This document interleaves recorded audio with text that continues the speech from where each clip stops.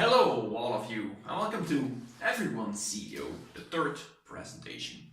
In this series of presentations I want to cover together with you some important themes of life, and that are meaning and happiness. And I do this because I believe that in the search for both we make it too hard on ourselves by focusing on stuff we do not control. I also believe that in this search we don't need anything, no special talents, only a bit of knowledge, which I want to share with you. And as such, I also believe that everyone can do this. In this third presentation, we're going to talk about goal and target setting. We as CEOs, if we want to give direction to our life, we have to set ourselves some goals. How do you do that? Okay, I will start this presentation with two short stories with a remarkable conclusion. First story. We are 1946 and Dr. Psychiatrist Viktor Frankl has just finished his book. He has had plenty of time to think about it because he was in the German concentration camps during the war.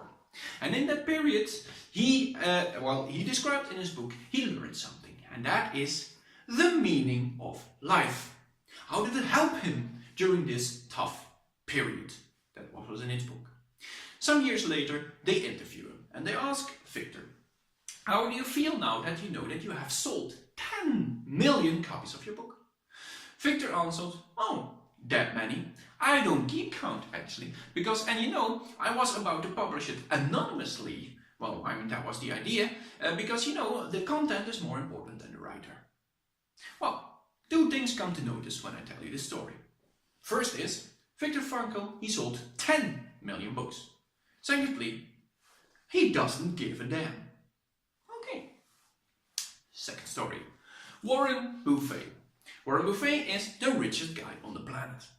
And in the morning, if he walks out of his house, it is the same house he bought when it was 1960, when he was just a poor guy like us. Warren Buffett is the richest guy on the planet. And if he comes out of his house, he steps into his Cadillac. Warren Buffett is the richest guy on the planet.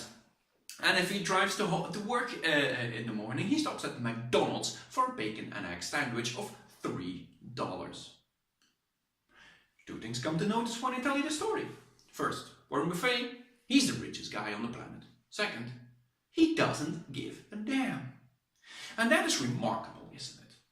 That's not something we would expect.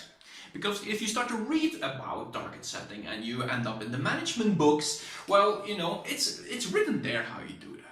And that is smart, specific and measurable. But it does seem that Viktor and Warren didn't do that. But if you look at those measured goals, they are, evolutionary speaking, justified. Because they make use of what is there in our brain. Do we remember? What was in our brain again? 96% mammal brain, old, no thinking, no language, survival, evaluate everything against our three prime survivor drivers. And we had some 4% sausages and sandal brain, the nice thinking stuff. In this mammal brain we have urge. And if we set ourselves measured goals, that is what we use. And that is not strange, because this urge driver, it has motivated us for millions of years in all of our endeavors, including the search for food.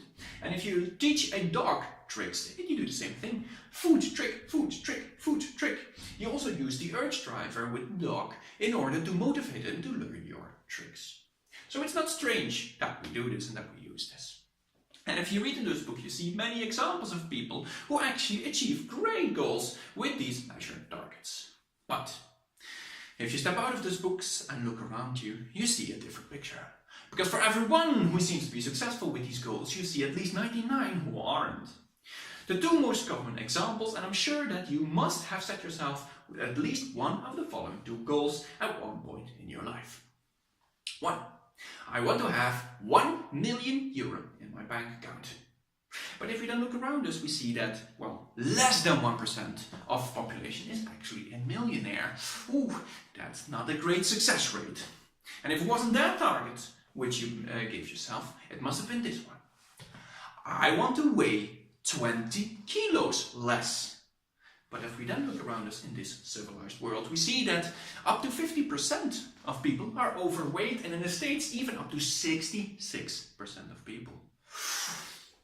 Those are not good success rates for this thing.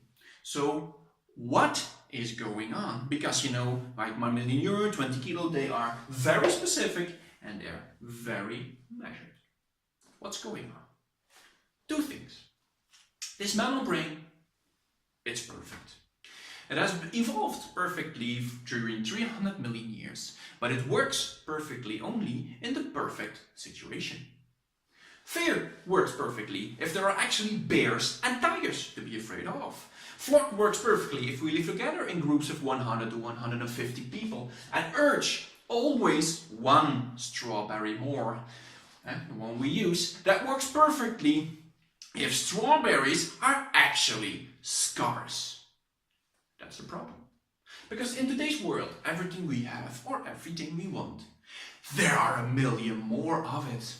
And this brain only does what it has been doing for the past 300 million years. It wants it all.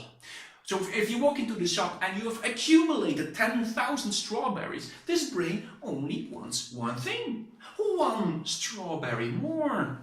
And if you actually were able to accumulate $1 million or euros, whatever, then this brain only wants one thing. 2 million euros. In today's world of everything being in abundance, yes, this part of the brain, it becomes overstimulated. And that's a problem. Because what have we learned in the first presentation? Which of both brain parts was the boss? The mammal brain was the boss. The mammal brain possesses the ability to switch the sausages and sandal brain off. And an overstimulated urge driver does exactly that. But if it does that, we aren't able to think anymore. And if we want to achieve our goals, we have to keep on thinking. And that is what we disable with an overstimulated urge driver. And this is not because you are weak. This is because it has been defined that way biologically speaking. Remember, you were not born for happiness. You do not control your urge. Urge controls you. And that's not good for achieving our goals, and it's definitely not good for our happiness. And the second thing which is wrong about these measured goals is that it has a psychological side effect. Imagine that is our goal, right? Our measured goal. The entire way up until the road up until that goal, you establish and you emphasize that you are not there yet. If your goal is €1 million and you are at 950,000, well, you have mathematically proven that you are a poor bastard. If your target is weighing 50 kilos and you weigh 51 kilo, well, you've mathematically proven that you are a fat cow. And that is not good for motivation, that's not good for achieving our goals, and it's definitely not good for our happiness. And that is the reason why Warren and Victor don't do this. Victor even put it as such. Consciously setting yourself a goal will make achieving it impossible. And he talks about hyper-intention and extreme focus. Well, that is exactly what I'm talking about here, with urge switching your sockets, sausages and sandals brain off. But now we have a problem. Because if we want to give direction to our life as a true CEO, we have to set ourselves some targets. But if we set ourselves a target, we'll make it impossible. Well, what should we then do? Luckily, the answer is not that far away. Because the problem is, we measure the goals. What we need is an immeasurable goal. It's that simple. And if we can believe Viktor Frankl, then it is the meaning of life. Okay, that must sound very philosophical, so let's explain. Viktor Frankl said, the source of all unhappiness in everyone's life is the existential vacuum. And that is a very difficult word for, I don't know what the meaning of my life is. You want to be happy? strive for the meaning of life. Okay. Still sounds philosophical? Let's make it concrete. Viktor Frankl said, every man has a choice. Or you behave in a decent way, or you don't behave in a decent way. Behaving in a decent way, or a decent human being, is someone who thinks not only about himself, but also about others. If you want to be a decent human being, imagine yourself the following thing. You are present at your own funeral. What would you like that people say about you there?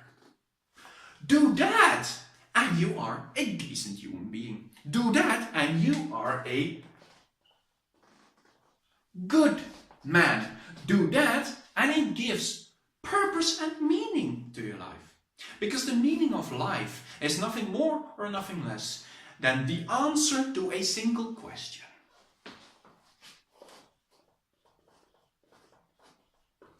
What will you do for someone else? That's all. And it's not Viktor Frankl who's saying that, it's me who's saying that, because all the examples that I've seen about people claiming to have found the meaning of life is exactly that. They have answered that question, what they will do for someone else. And this idea, it isn't strange. It's not strange at all. Because if you do something for someone else, right, you increase the chances of survival of the flock. So your brain will reward you for it. If you help an old lady cross the street at the other side of the street, well, you feel good. Doing good makes you feel good. It's that mini hero feeling I'm talking about. That is your brain rewarding you for the effort you put into the flock. So it just makes you happy. The more you do it, the happier you will get. And secondly, there's a second, even more important benefit to this, and that is, what can we achieve alone in these days? Or what have we ever been able to achieve alone? Not a lot. If you want to achieve more, you need people. If you are good to people, well, then many of them return the favor and are good to you, and you can achieve a lot more. By now you must be thinking, okay, Stu, we kind of get what you're after, but I mean, if I want to do this, I have to change my whole life because, well, my life has been measured to hell, and if I don't give myself the measured targets, well, then it is my boss who gives them to me. So if I want to do this, I have to throw away everything, my complete life, and start all over. But that is not true. Because it is as simple as this. Make your measured targets subject to an immeasurable target. And that is, well, the way you do it, and then you don't step into this trap. A very good example of this. Elon Musk. Well, he wants to be a good man, right? So what will he do? He will make an affordable electrical car for everyone. And below this target, well, you have 1,000 measured targets. Because the first thing he needs is a profitable company. With a company that isn't profitable, he will never achieve his goal, right? There is nothing wrong with making €1 million, as long as this €1,000,000 has a purpose. There is something wrong with making €1 million just to make €1 million. Then you will step into the trap, and that will make you sick. Okay, and just to emphasize this idea, make it something a bit stronger, I have 3 more examples for you. And the first thing, of course, is Viktor Frankl itself, on whose ideas and theory most of this is based. From him you can learn that if you do this, you can be happy even in a concentration camp. Or at least, well, get very close to happiness in a concentration camp. Second example is, of course, Warren Buffett. And he is an investor. He learns us that if you're going to invest using your emotions, you're going to make mistakes that'll cost you a lot of money.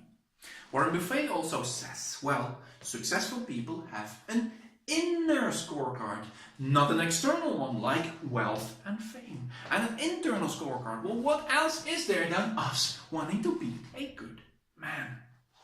From Warren Buffett, we can learn that with a bit of goodness, you can become the richest guy on the planet. And then I have a third and a bit more controversial example of this. And that is Field Marshal Erwin Rommel, a German general during the Second World War. He didn't like the Nazi idea and ideology, so he decided to be good. At first, good for his people. He never shouted at his people because he found that to be a weakness of the leader. He was always with them at the front, not in some messy office, and when the men didn't have food, he didn't eat either. All orders that came down from Hitler to stand and fight till the last man were discarded, and he retreated to spare the lives of his men. He didn't stop there. Erwin Rommel insisted on that the prisoners of war had the same ration as he did. All orders that came down from Hitler to execute prisoners of war of a certain origin were discarded. All the units that served under Erwin Rommel committed 0 crimes of war, and that was a rarity in the Second World War. And if you are in doubt about if he was any successful with his approach, the following 2 things. Erwin Rommel, because he was good to his men returned the favor, and he had the most motivated and feared army of the Second World War. Now, his men are so motivated that until today, on the day of Erwin Rommel's death, they unite up until 3,000 people in his remembrance. Until the day of today, they are still motivated 70 years after the war. And because he was not keen on innocent and useless bloodshed, well, he was focused on deceiving his enemies, which made him a very good general and on the field, and he was very difficult to defeat. From Erwin Rommel we can learn that with a bit of goodness you can even be successful in war where you might think that any form of goodness doesn't stand a chance. From Erwin Rommel we can learn that you can be good in any organization, even Nazi Germany. From Erwin Rommel we can learn that you can be good under any manager, even Adolf Hitler. I mean, the next time you think, oh, my manager is bad, I have a bad manager. No, you don't have a bad manager. Erwin, he had a bad manager. You don't. And lastly and most importantly, from Erwin Rommel we can learn that you don't have to be a hero, a prophet, nor Jesus to be good. You can be good even if you are the bringer of death and destruction. Even then, it is possible. And if they can, dear people, then so can we. There are no more excuses for us not to be good either. So, I want to finish this presentation with an answer to the question, Tom, what will you do for someone else? Well, as I am not the President of the United States, I have to keep it more small and compact. And I do 2 things. First of all, I'm going to be friendly and respectful to anyone I meet in any situation. And if you have a comparable life to me, which probably you do, you know that is not easy. Not every situation, and definitely not everyone, well, it's easy to be nice to. But, you know, as we learned, if they can, or we can, there are no more excuses. Well, you could also say that, Don, well, whilst knowing you, I know why it is hard for you to be friendly to everyone. Because, well, you are born a bastard. That is why it's so difficult for you to be so friendly. Well, okay, I don't know what the cause is. I just know it's not that easy to be friendly to everyone, but I do it nevertheless. The second thing I do is I help everyone. I say, well, how can I help you? What can I do for you? And all the people I can help, I will help. And I will make a side note to that. The majority of people, I just cannot help. I am not the President of the United States. But even if I can't help them, I can still help them with offering a bit of emotional support in the fact that I cannot help them. That's the bit of help I can give them. And I can assure you that if you do this, all your relations, both privately and professionally, will improve drastically, and you will be able to achieve a lot more. And secondly, well, doing good makes you feel good. It makes you fucking happy. That's why I do it consistently every day in every situation and every day, new day over again. Next presentation, I want to talk to you about certainty and uncertainty. A true CEO, what does he do about that? I will see you in the next presentation. Ciao!